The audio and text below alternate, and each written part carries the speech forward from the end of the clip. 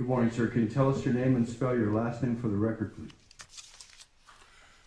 Dr. Robert Whitmore, W-H-I-T-M-O-R-E. You would as a counselor. Thank you.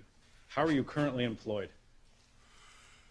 I'm a forensic pathologist contracted with the Kern County Coroner to do autopsies and external examinations on deceased persons to determine the cause and manner of death.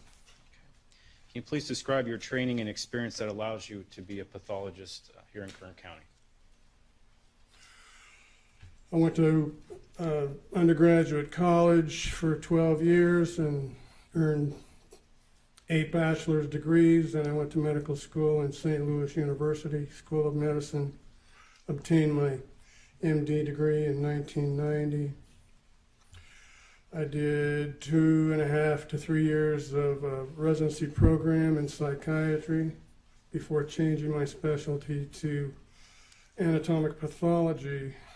I then moved to New York, where I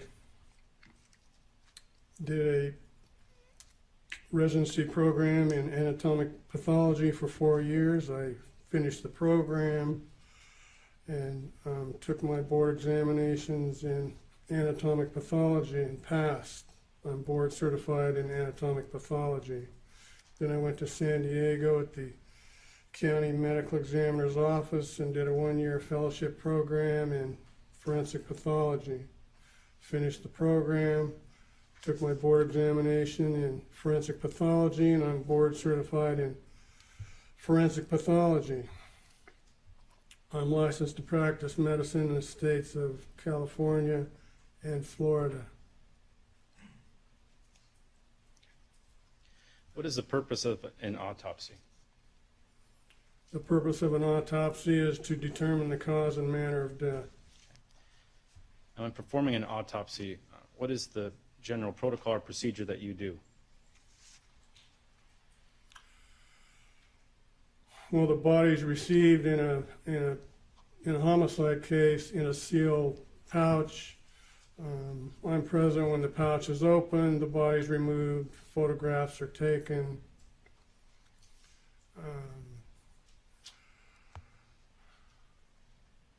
The body is undressed and more photographs are taken. Documentation of any medical therapy is done on diagrams. This is the external examination. I examine the body from head to toe, front to back, looking for injury or evidence of natural disease. I dictate the external examination with a handheld dictaphone. Then later during the internal examination, the organs are removed systematically and weighed and then examined and sectioned, looking for evidence of natural disease or injuries. Then at the end of the autopsy, the internal examination is dictated and added to the external exam, and that's eventually transcribed. The report, rough draft, is delivered to me, and I make any changes for typos or grammatical errors, and then eventually the final draft is reviewed again by myself and then signed. Did you perform the autopsy in Kern County Coroner Report Number C01615-14? Yes, I did. Did that autopsy take place August 20th, 2014? Yes. And as you testified to, that you're present when the body bag is open, was it sealed? Yes, it was. Did you observe the proper blue anti-tamper tag number 27171 attached to that body bag? Yes, I did.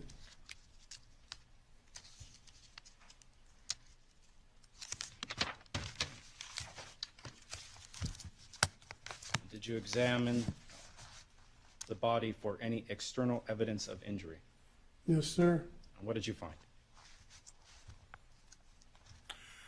I found a couple of abrasions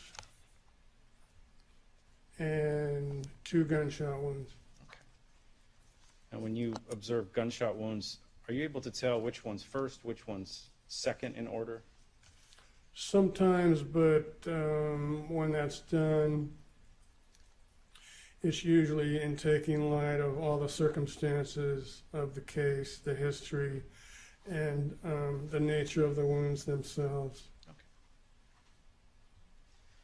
Starting with the first gunshot wound, what were your findings? In my report and on my diagram, the gunshot wounds are numbered, number 1 and number 2. That does not necessarily reflect the order in which the wounds were sustained. The first gunshot wound was to the left chin. That's first by my numbering system.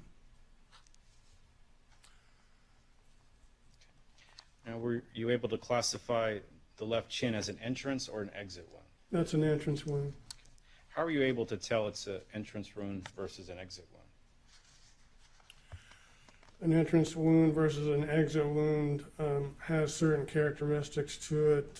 One is marginal abrasion. You'll have the central defect. It's typically round, and then on the skin surrounding the central defect, there'll be an abrasion ring. That's where the bullet pushes into the skin from the outside to the inside. You don't see that on exit wounds because the bullet's coming from the inside to the outside. Were you able to see an exit wound that you connected with a gunshot wound 1? Yes, I did. Where did you observe the exit wound? The exit wound for gunshot 1 is on the back of the neck.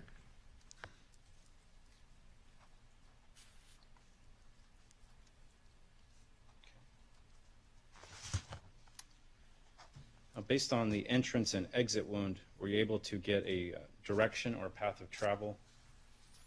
Yes, I was. What were your findings?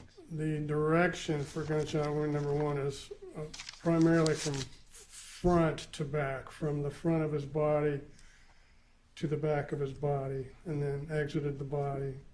The bullet perforated the left mandible, fracturing it, went through his mouth, grazed the left side of the cervical spinal column in the neck, and then perforated the muscle in the back of the neck and exited the body. There was injury to the spinal cord.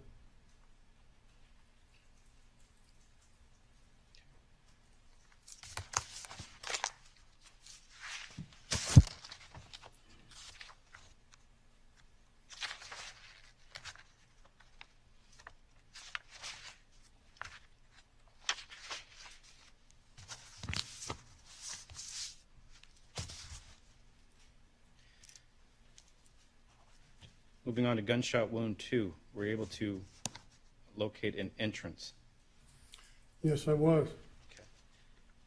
And where did you discern the entrance wound was for gunshot number 2? Gunshot number 2, again, the 2 does not necessarily indicate the order of firing. The 2 is just for my reference. But for number 2, the entrance wound is on the upper right front of the chest.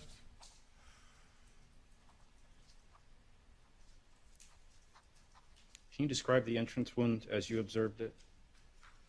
Could I describe it? I mean, was it straight on to the chest, or was it at an angle?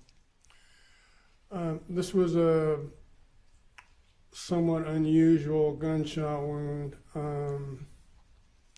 The bullet enters the front of the chest at an upward angle and from right to left.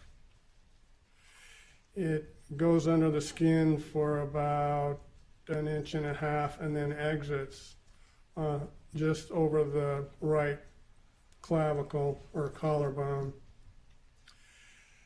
and then it re-enters the right neck.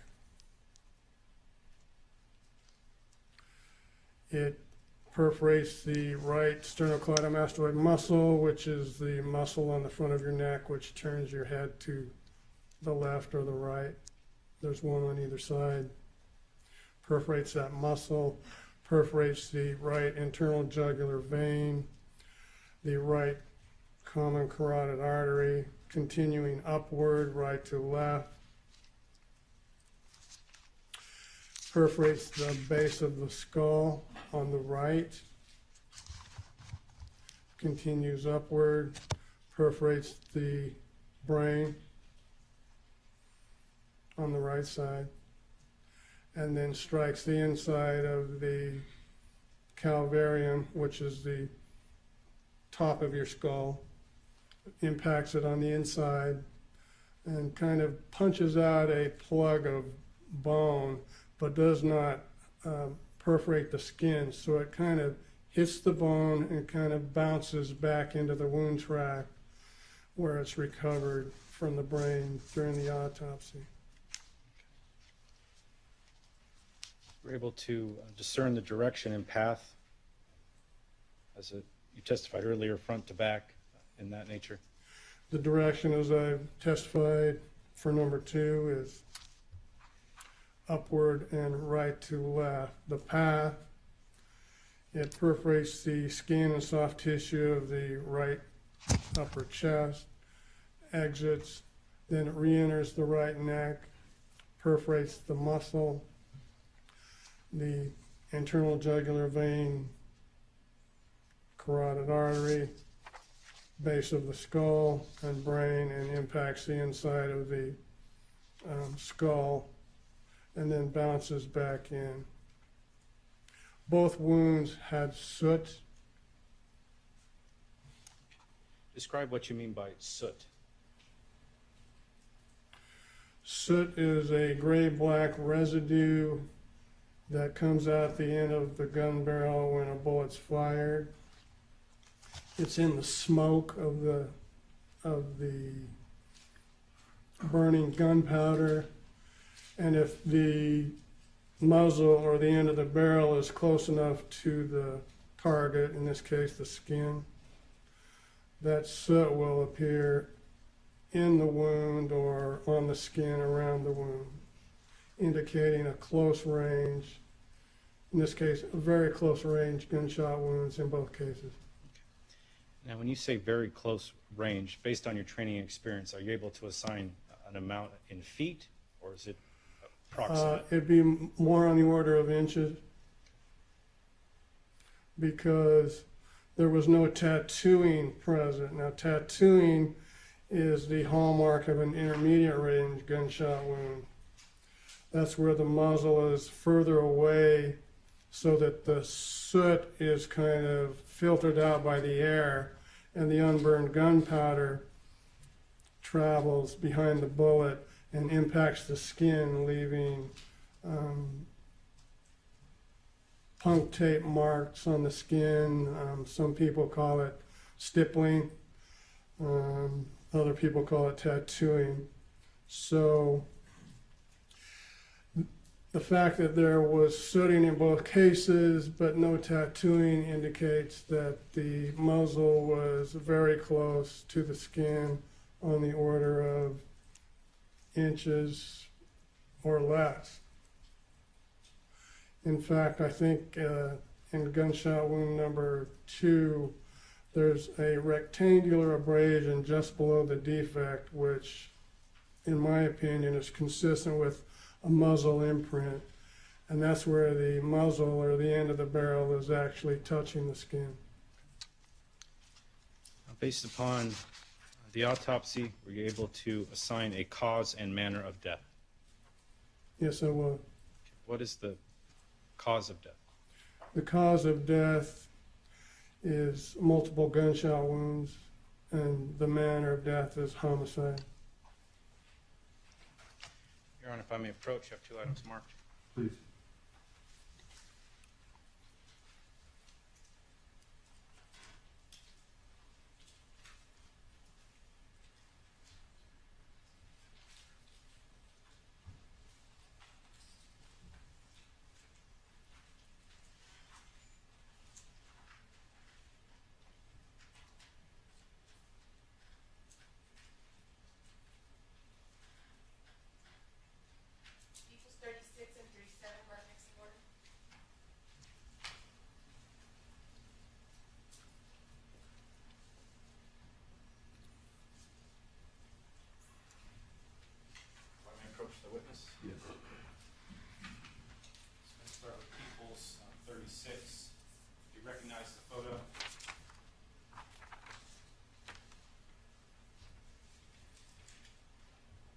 Yes, I do. And what is that a photograph of? This is a close-up photograph of the bullet I recovered from the brain in this case. The case number is in the photograph, and that's the bullet I recovered. Your Honor, I would also request People's 37 be moved into evidence at this time. It's a certified vital record showing the cause and manner of death from C01615-14, and it has been certified. Are you asking 36 and 37 to be moved in? Yes, Your Honor. Any objection, Mr. Terry? Submitted. They'll be admitted. Nothing further.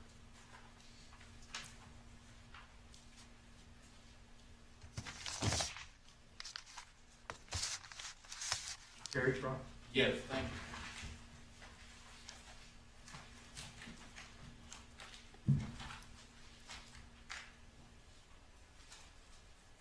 Good morning, Dr. Whitmore. Morning. Dr. Whitmore, with regards to, I know you indicated that there was no particular order, or that your numbering system wasn't to indicate order of gunshot wound, is that right? That's right. Okay. With regards to gunshot number 2, as using your numbering system, based upon the path of the bullet and ultimate location where it was recovered, was that a fatal gunshot wound? Yes. Okay.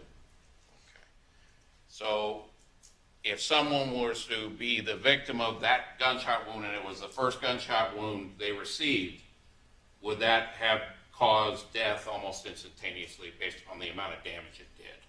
Yes. The first, you're using your numbering system, gunshot number 1. I want to understand a little better. You indicated it entered in the chin area? Is that Yes. right? On the left chin. Okay, so entered about here Yeah. and exited out the right side of the neck? It's the left posterior neck, Okay, or back of the neck. back of the neck. And that was on a fairly level plane? In other words, it wasn't an upwards angle or a downwards angle? May I refer to my report? If that would assist you in your refreshing your recollection, please do.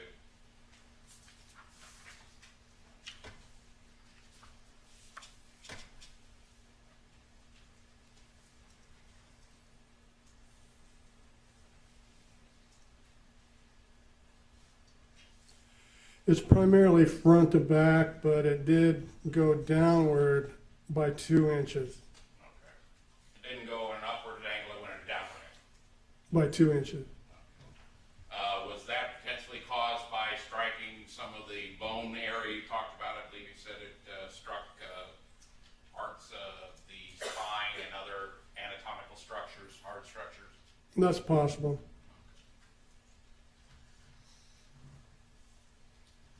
So it's a slight downward angle and not upward, right? That's correct. Okay. Now, you also mentioned that you found soot in the wounds, is that right? Yes. In your experience, would someone using a suppressor, sound suppressor on a handgun, would that limit the amount of soot that could be discharged out of the firearm? If you know, in your experience. Overruled. You can answer I don't know. Have you ever handled homicides where a sound suppressor was actually used? And I'm talking about the autopsy. Not to my knowledge. If I have, it was never brought to my attention. Now, with regards to the second wound, you indicated that there appeared to be a rectangular shaped imprint in the area of the wound. Is that right? On which one? On the second gunshot wound, is that correct?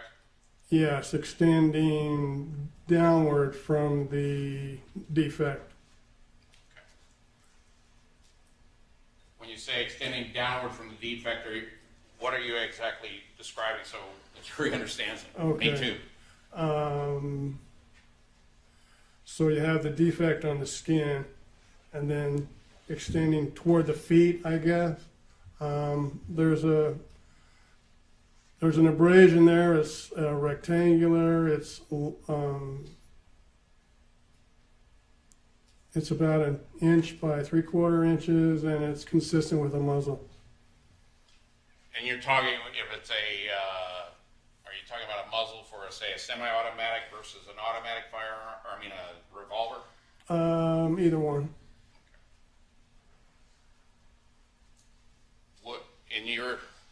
Would you also get that kind of rectangular impression from a round-shaped muzzle or sound suppressor on a firearm? You could. But based on what you observed during the course of your performing this autopsy, you believe that the shooter in both instances was within inches of the decedent. Is that right? I don't know about the shooter, but the muzzle was. So somebody's extending it, the muzzle was within inches of the decedent. Yes. With regards to shot number 2, based upon the path of the bullet and your observations, would it be likely that the decedent, Mr. Limon, was in a prone position when the shot was inflicted? Was he laying down or rather than being upright? Could have been. That makes sense? Would that be logical based upon what you observed? He could have been prone or standing. But in order to get that angle of path, it means that somebody'd have to be almost like this to do it?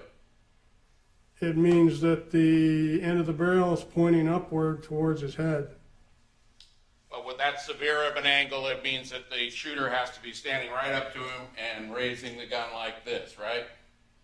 In order to be able to shoot in that angle, would he not? I don't see why that would be that hard to do. Okay. You've obviously never held a firearm with a silencer on it then, sir. Is that accurate? Not too many times. At all? I think I have a couple times. With a sound suppressor? They're legal.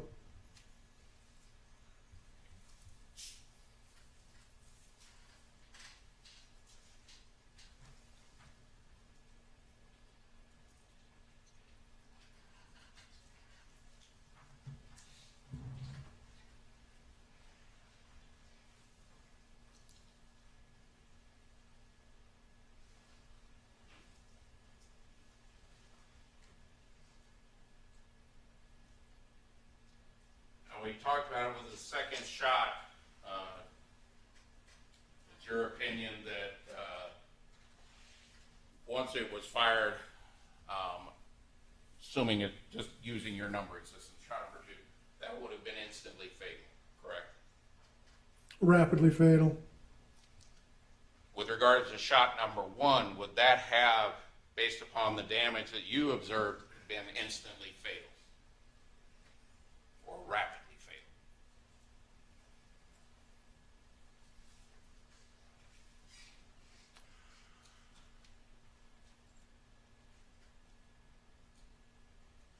I'm not entirely certain that that one could have been rapidly fatal. As I recall, you saw it didn't fully strike or sever the spinal cord. It only, I think you said, nicked it. Would that be right? Well, it grazed the spinal column, the bone, but then it bruised the spinal cord inside the bone. It's possible that With medical attention that he could have survived that shot. yes. Thank you. No further questions. Smith? Just have some questions about terminology. When you say rapidly fatal, what do you mean by that? I use that in distinction from instantly fatal because it allows for a little bit more time. But in doing an autopsy, you can't give a particular amount of time, a gunshot wound, or how long it would take for a gunshot wound to kill a person. Sometimes you can. If there's no head, then instantly. But in this case, you weren't able to assign a specific amount of time. Rapidly fatal.